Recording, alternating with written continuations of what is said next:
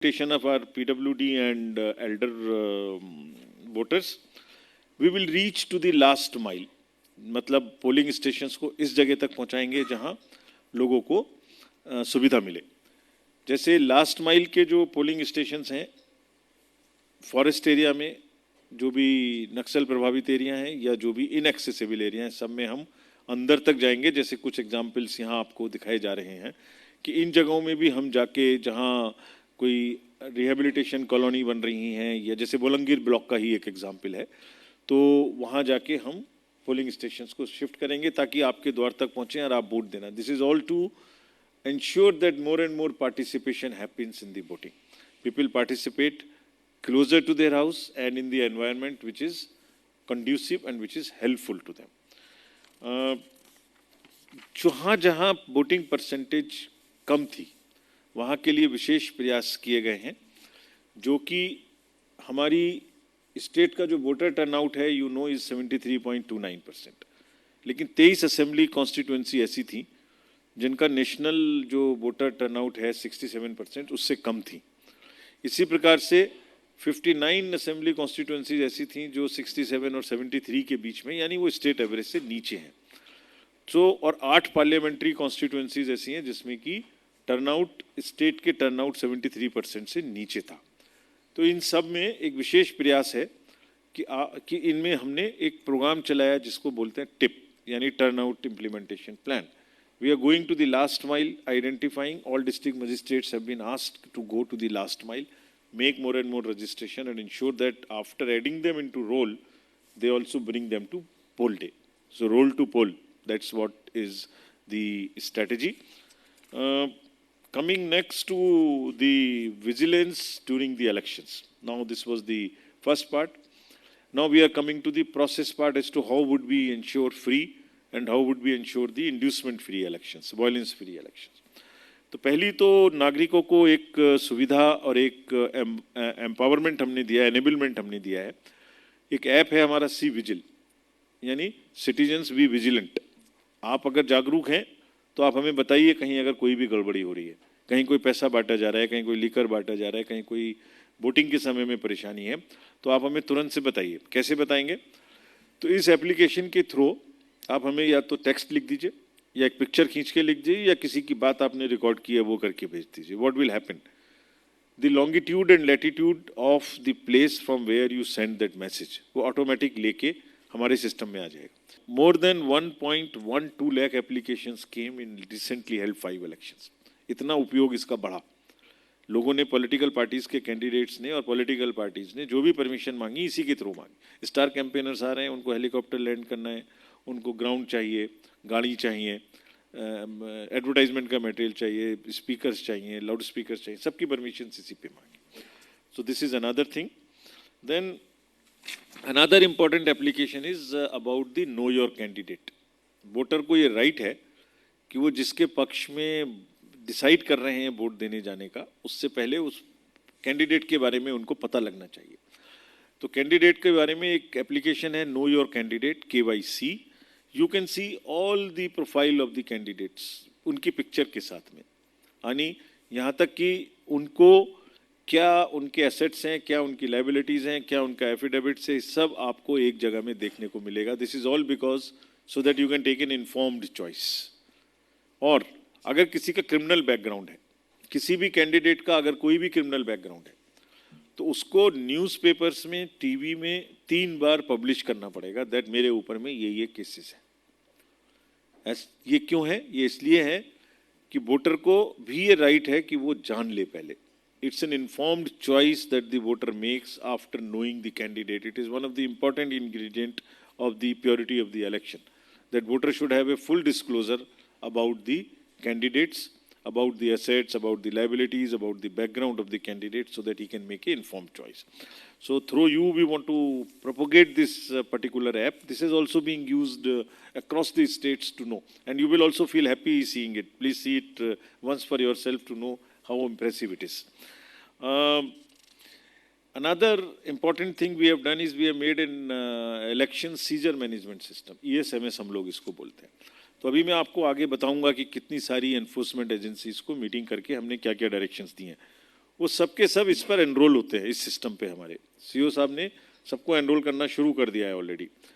Enrol करने से क्या होगा ये मैं आगे बताता हूँ, बट पॉइंट इज दैट अगर इनकम टैक्स ने कुछ किया, ईडी ने कुछ किया, स्टेट एक्साइज ने कुछ किया, तो सबका सब इस पे रिपोर्ट होना है। We will monitor, CEO office will monitor on a real time basis as to what is happening in the state. So this is the use of technology to prevent and reduce the inducement possibilities wherever it exists.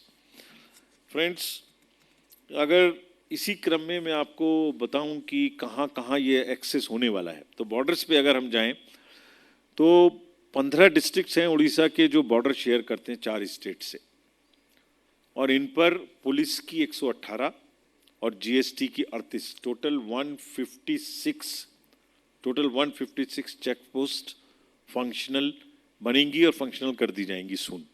क्यों? इनको map में भी दिखाया गया है आपको।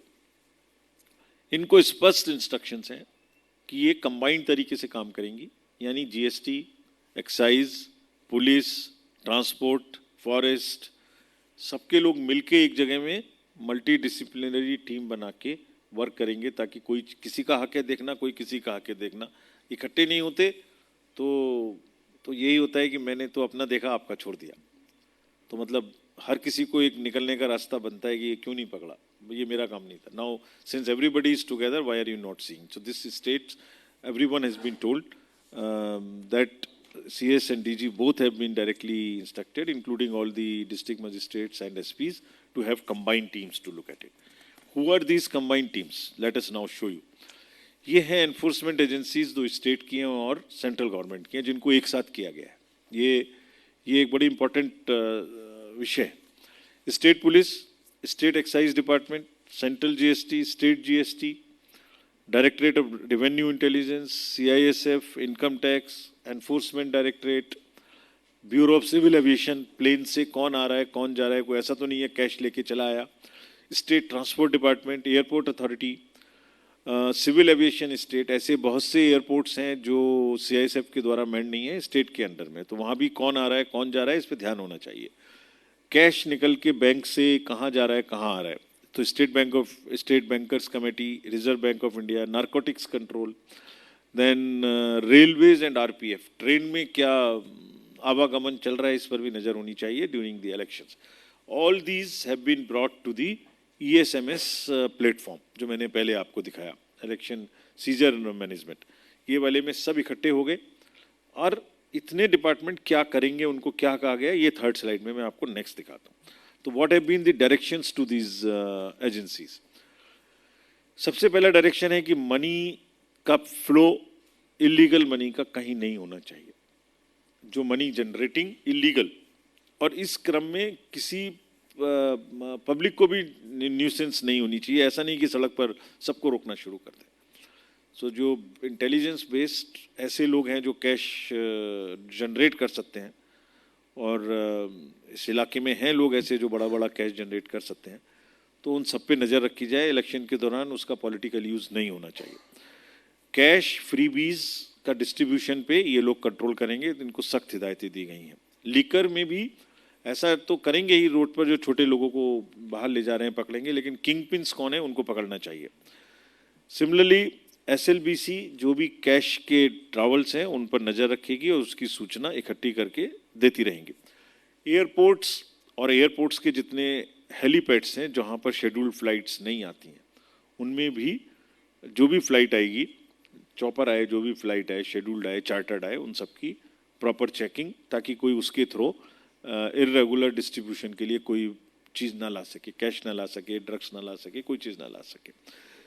इसी तरह से अगर आगे हम देखें नेक्स्ट सो जो हमारे कलेक्टर्स और SPs हैं उनको क्या क्या डायरेक्शंस दी गई हैं, और इसमें बहुत सारी डायरेक्शंस वो हैं जो पॉलिटिकल पार्टीज़ ने हमारे सामने उठाई थी। तो अगर आप दोबारा से रिकॉल करेंगे जो पॉलिटिकल पार्टीज़ ने कहा था, उसका जवाब मैं आपको यहाँ दे रहा हूँ। तो पहला डायरेक्शन उनको दिया गया है कि हर सूरत में इम्पार्शियल होना है, ट्रांसपेरेंट होना है, और सभी पॉलिटिकल पार्टीज के लिए बराबर से एक्सेसिबल होना है। This is a non negotiable demand and requirement from the election commission of India all the DMs, SPs, IGs, everybody has been told that उनको बहुत ही स्ट्रिक्टली ये इंश्योर करना है कि वो सबके लिए बराबर हैं। ये इम्प्रेशन बिल्कुल भी मान्य नहीं है हमें कि वो ऐसा नहीं करेंगे। और ये तो उनकी बात हुई, उनके नीचे जितना स्टाफ है, थाने में स्टाफ है, रेवेन्यू का स्टाफ है, तहसीलदार्स हैं या पुलिस के स्टाफ हैं, एक्साइज के स्टाफ हैं, ये भी उनकी जिम्मेदारी है कि इस चीज़ को वो नीचे तक बताएं।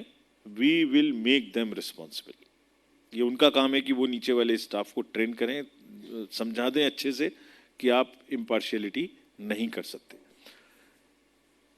ऑफिशियल और पॉलिटिकल फंक्शंस में they have all been asked to keep an strict separation. ऐसा नहीं है कि वेलफेयर और social official functions apart, but उसको पॉलिटिकल एडवांटेज के लिए यूज करने की कोई व्यवस्था नहीं होनी चाहिए। They have been specifically told next, we do not tolerate any kind of violence. There were around 7-8 murders which happened in the last elections. Strict instructions have been given to from the day one when the election process starts that जहाँ पर भी इस तरीके की संभावना हो उसकी zero tolerance है। अपने इलाके के हिस्ट्री शीटर्स को और इस तरीके के लोगों को अच्छे से अपनी एक्शन से समझा दें कि ये नहीं होने वाला है, और ये आप सब देखेंगे कि उनके एक्शंस ये उनको समझा देंगे। जितने पिछले 11 इलेक्शंस हुए हैं हमने उसमें कहीं ना रीपोल होने दिया है, ना कहीं वायलेंस होने दी है, और मनी को भी बहुत बड़े अमाउंट में रेस्ट्रिक्ट किया है। यहाँ भी ऐसा ही करके उड़ीसा एडमिनिस्ट्रेशन हमें दिखाएगा, ये हमने उनको कहा है। सुविधा ऐप का जो इस्तेमाल करेंगे उसमें फर्स्ट इन फर्स्ट आउट सभी पॉलिटिकल पार्टीज के बीच में सुविधाओं को देंगे। नेक्स्ट, ईवीएम्स और वीवीपैट्स के जो वेयर हाउसेज हैं उनका कहना था कि वहाँ सिक्योरिटी दी जाए, तो ये व्यवस्था की गई है कि वहाँ पर 3 टियर सिक्योरिटी होगी। इनर सर्किल में सेंट्रल पैरामिलिट्री फोर्सेस, उसके आउटर सर्किल में स्टेट आर्म्ड फोर्सेज और उसके आउटर सर्किल में district police. So at every place there is a 3 tier security and at every place the political parties are allowed to be there. उनके बिना कभी भी वो खुल नहीं सकता है, उनकी मर्जी के बिना। डिपॉजिट करना है तो, बाहर निकालना है तो हमेशा वो रह सकते हैं, और आदमी रखना है तो आदमी भी वहां रख सकते हैं देखभाल के लिए। सीलिंग हमेशा उनके सामने में होगी। This also instructions have been given clearly. उनका साइन लिया जाएगा स्लिप पे जिसमें साइन करते हैं, so that there is no scope. जो कितनी वोटिंग हुई उस दिन उसका फॉर्म 70C वहां से निकलने से पहले पोलिंग स्टेशन से पोलिंग एजेंट के हाथ में दिया जाए। इतनी पोलिंग हुई, जिस दिन काउंटिंग होगी मिला लेना कि आज हमने आपको कहा था 1200 के अगेंस्ट में 970 वोटिंग हुई, तो उस दिन देख लेना भाई 970 ही आ रहा है। So that this chart is with you 17C। कोई स्कोप नहीं है कि उनको लास्ट उस दिन में ये ना दिया जाए। इसके ऊपर में हम ऑब्जर्वर्स भी अपॉइंट करेंगे जिनको जो इस बात पर ध्यान रखेंगे, और ऑब्जर्वर्स को ये भी स्पेसिफिक डायरेक्शन दी जाएगी, इस बार दी जा रही है कि अपने नंबर्स को डिस्प्ले करेंगे कहाँ मिलेंगे, और हर दिन या हर निश्चित समय पे जो भी उनसे मिलना चाहे उस समय पे वहाँ वो उपलब्ध रहेंगे। जैसे उन्होंने कहा कि मैं मंडे को 11 से 12 या 11 से 1 इस जगह पे हमेशा मिलूंगा आपको, so that anybody who wants to go and say anything against a political party or against the administration is facilitated to reach there and tell directly to the representative of the commission, which is the observer, and who are from all would be from outside the state. Paid news के बारे में कहा कि कुछ political party या candidates ऐसे हैं जिनका अपना न्यूज़पेपर है और उसमें वो अपने प्रमोशन को देते हैं ऐसे जैसे कि न्यूज़ है। ऐसा कहीं भी केस होगा, so the committee will already established committee will look at it, and wherever this happens the entire expenditure on that particular thing would be added to the account of the candidate. ये paid money के paid news के रूप में इसको treat किया जाएगा। Specific instructions have again been given कि जितनी गवर्नमेंट बिल्डिंग्स या गेस्ट हाउसेस या व्हीकल्स हैं उनका किसी भी सूरत से पॉलिटिकल पर्पसेस के लिए इस्तेमाल नहीं होना चाहिए। We will have absolutely zero tolerance to any of these kind of violations. In all staff, the DMs, SPs, state senior officers, all have been clarified for 2-3 things. That सबको बराबर का opportunity provide करनी है, impartial रहना है, violence नहीं होनी है, inducements free election. Odisha in itself is a very peaceful state. People do not want to see these kind of things. So we are very confident that Odisha will participate in large number in the election process, and it will be, administration will ensure a very peaceful election, very inducement-free election. And whosoever tries to either intentionally wants to violate these instructions will be dealt with very sternly. So friends, I'll close my address by saying that जो चुनाव हैं वो actual गर्व का समय है, पर्व है, फेस्टिवल है. तो आपके माध्यम से मैं पुनः सभी वोटर्स से ये अपील करना चाहता हूँ, अनुरोध करना चाहता हूँ, आग्रह भी करना चाहता हूँ, रिक्वेस्ट भी करना चाहता हूँ कि वो जरूर बड़ी से बड़ी संख्या में वोट देने आए. हम पूरी तैयारी के साथ आपको स्वागत करने के लिए हमारी टीम वहाँ तैयार रहेगी. Please participate in this festival of democracy and choose the candidate you want to choose.